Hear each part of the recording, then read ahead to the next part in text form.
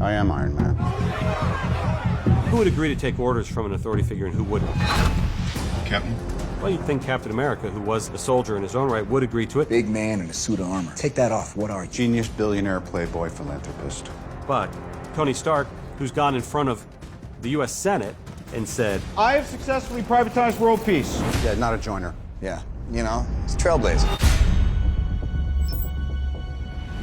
I just finally know what I have to do. I'm gonna find my weapons and destroy them. Tony has a lot on his shoulders. And the great thing about Tony Stark and the great thing about Robert Downey Jr. is Tony does evolve as a character over the course of the films. Tony, you're being uncharacteristically non-hyperverbal. It's because he's already made up his mind. Oh, you know me so well.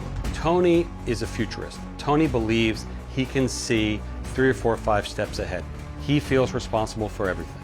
He feels like he should be able to invent a solution to any problem that faces mankind. He's got plenty of doubts about himself, or rather, he's taking an honest inventory of recent events. I see a suit of armor around the world. Sounds like a cold world, Tony. I've seen colder.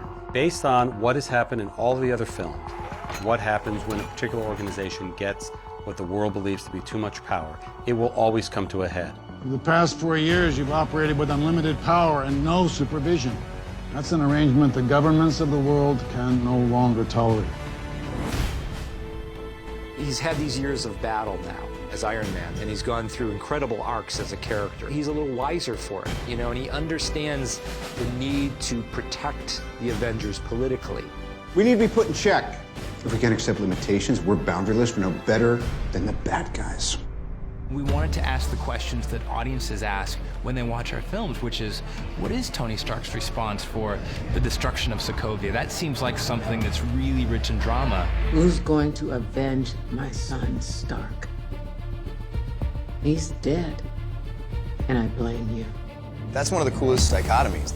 Cap went from being this guy who was built by the government, and his allegiance was to the government, and it was blind.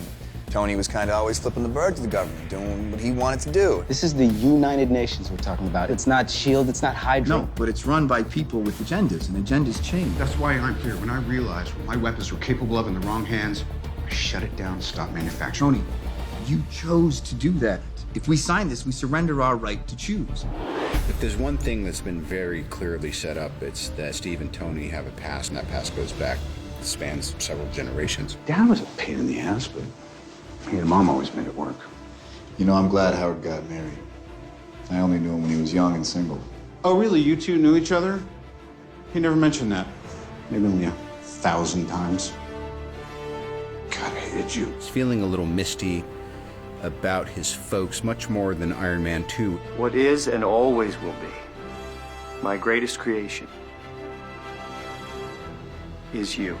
Tony is finally realizing that all this dough that he inherited, let alone all the money he's made, he was supposed to do something with it. You know, they say sarcasm is a metric for potential. If that's true, you'll be a great man someday. Part of what makes the stories fun is they never do anything perfectly, but they're righteous and they're principled people. This isn't going to change what happened. I don't care.